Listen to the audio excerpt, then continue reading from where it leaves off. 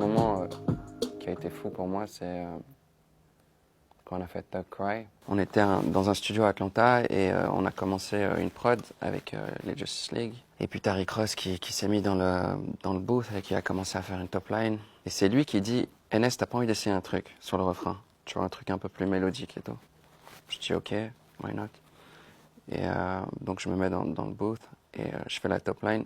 Et en vrai, avant, j'ai fait pas mal de top line pour des gens qui ne sont pas, qui n'ont pas gardé ou qui ne, tu vois.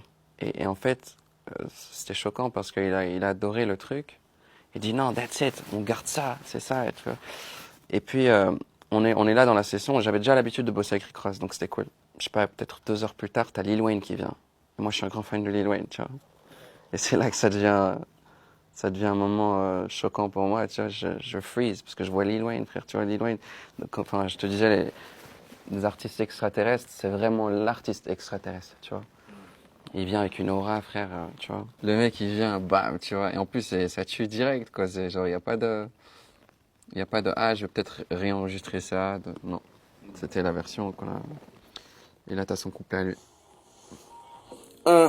Well, let me light one for my problems. Smoking on that loud, pumping up that volume. Get it cracking like an eggshell and this motherfucker make omelets. Get a bad bitch and post up like comments. They don't know what I've been through. Don't know what